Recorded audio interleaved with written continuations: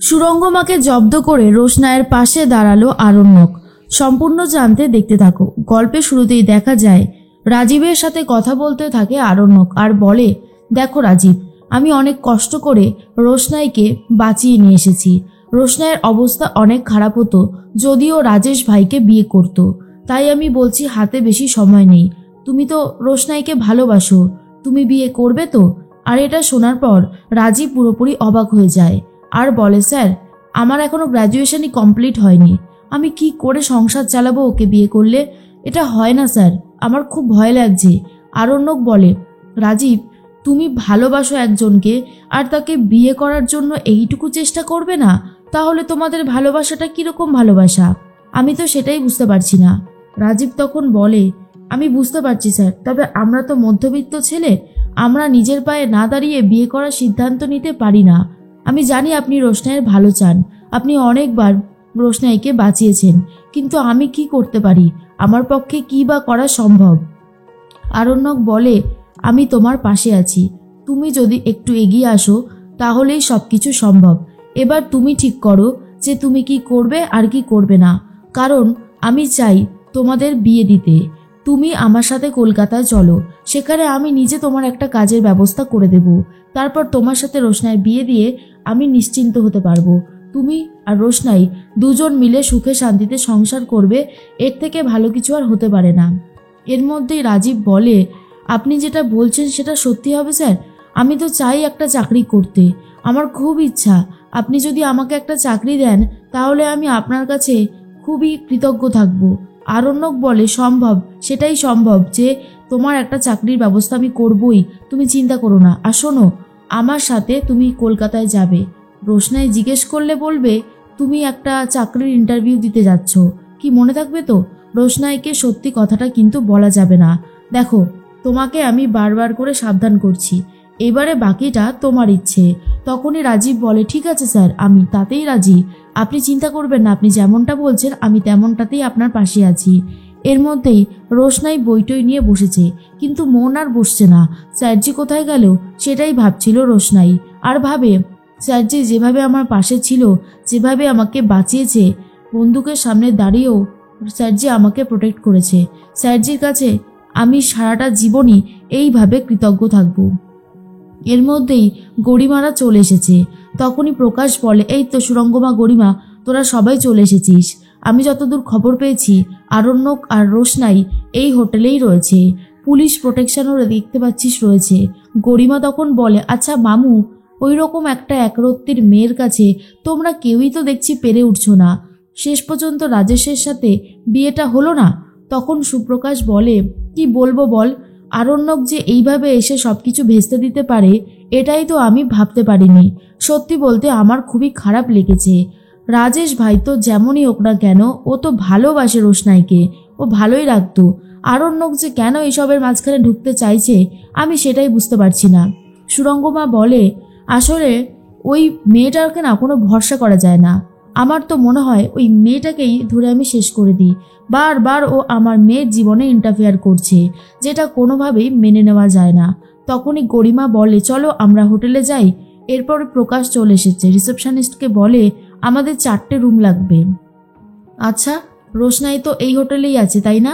তখন রিসেপশনিস্ট বলে, হ্যাঁ, এই হোটেলেই আছে।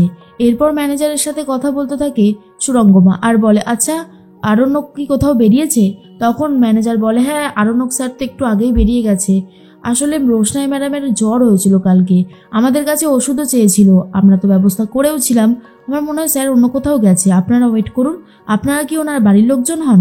তখনই আরণ্যকের বাবা মা বলে, হ্যাঁ, আমরা হলাম বাবা মা, ওরা হলো দাদা বৌদি, আর এটা হচ্ছে গরিমা, আরণ্যকের হবু স্ত্রী।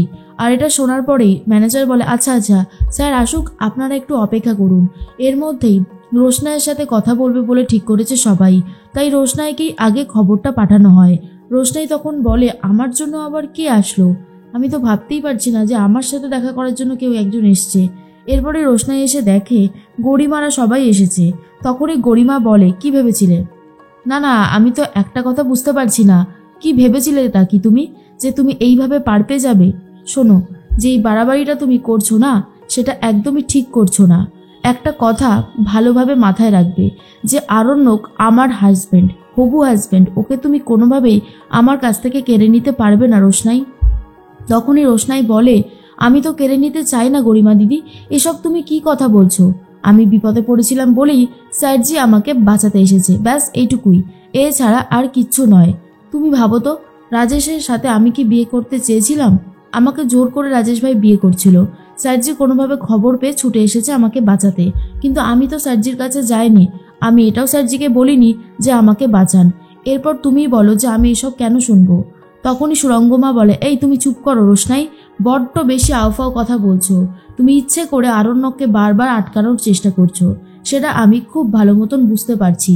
যেটা করছো সেটা একদমই ঠিক করছো না, আর যে কত অন্যায় তুমি করবে আমি সেটাই ভাবছি। তার মধ্যেই রোশনাই একটা কথাই ভাবে, সবাই এসে এবার আমাকেই অপমান করতে শুরু করবে। তখন সুরঙ্গমা বলে, রাজেশের সাথে বিয়েটা হয়ে গেলে তো ভালোই হতো, ভালোই থাকতে তুমি, আর সে বিষয়ে কোনো সন্দেহ নেই যে তোমার সাথেই রাজেশের বিয়েটা হবে। এর মধ্যেই রোশনাই বলে, কেউ যদি ইচ্ছে করে রাজেশ ভাইয়ের সাথে আমার বিয়েটা দিতে চায় তাহলে তো হবারই কথা, তাই না? এরপরেই সুরঙ্গমা বলে, এই তুমি কি বললে? তখনই আরণ্যক বলে, ও তো একদম ঠিক কথাই বলেছে। গরিমা তখন বলে, আরণ্যক বলে, গরিমা, তোমার মা ইচ্ছে করে রাজেশ ভাইয়ের সাথে যোগাযোগ রেখে রোশনাইয়ের সাথে বিয়েটা দিতে চাইছিল। কেন এটা করছেন উনি, আমি সেটা জানতে চাই। এরপর সুরঙ্গমা বলে, আরণ্যক, আউফাও কথা একদম বলবে না। তোমার সাহস হয় কি করেছে তুমি আমাকে এইভাবে কথা শোনাচ্ছ? আরণ্যক বলে, আপনি তো রাজেশ ভাইয়ের সাথে যোগাযোগ রেখেছেন, না হলে রোশনাই কোন ট্রেনে যাচ্ছে, কখন পৌঁছাচ্ছে, সেটা রাজেশ ভাই কি করে জানবে ম্যাডাম? সুরঙ্গমা আর কোনো উত্তর দিতে পারে না। তখনই বাবলু বলে, আরণ্যক, যা হবার হয়ে গেছে, তুমি আর এই বাড়াবাড়িটা করো না। সুরঙ্গমা ম্যাডামের সামনে আমি চোখে চোখ রেখে কথা বলতে পারছি না, তুমি এমন অন্যায় করেছো। দেখো, এখনো সময় আছে, এসব থেকে বেরিয়ে এসো, চলো বাড়ি ফিরে চলো। আরণ্যক বলে, না, আমি এখন বাড়ি ফিরে যাব না। আরও 3 দিন রোশনাইয়ের পরীক্ষা হবে, আর আমি রোশনাইয়ের জন্য এখানে অপেক্ষা করব। ওকে নিয়ে একেবারে কলকাতায় ফিরব। আর এটা শোনার পরে গরিমা তখন বলে, বাহ, কি সুন্দর কথা, তুমি আমাকে শেষ পর্যন্ত মিথ্যে বলে আসলে আরণ্যক। আরণ্যক বলে, কি করব বলো গরিমা, এছাড়া যদি আর কোনো উপায় থাকতো তাহলে সত্যি সেই উপায়টা অ্যাপ্লাই করতাম। গরিমা, তুমি ভাবো, একটা মেয়ে যে কিনা এত বড় বিপদে পড়েছে, তাকে আমি বাঁচাতে আসবো না? তুমি জানো রাজেশ ভাই কি বলেছিল? রাজেশ ভাই এটাই বলেছিল যে ও যদি বিয়েটা না করে তাহলে আমাকে মেরে দেবে। আমাকে বাঁচানোর জন্য রোশনাই এই সিদ্ধান্ত নিয়েছে। তাই রোশনাইয়ের প্রতি আমিও কৃতজ্ঞ। অন্তত তোমার তো রোশনাইয়ের প্রতি কৃতজ্ঞ থাকাটাই দরকার, কারণ তোমার হবু হাজব্যান্ডকে না হলে রাজেশ ভাই মেরে দিত। এরপর আর কেউ কিছু বলতে পারছে না। আরণ্যকের জন্য আরও বেশি গর্ব করতে থাকে রোশনাই, আর বলে, সত্যি স্যারজি, যতই আপনাকে দেখি ততই অবাক হয়ে যাই আর ভাবি যে আপনি কত ভালো মনের মানুষ।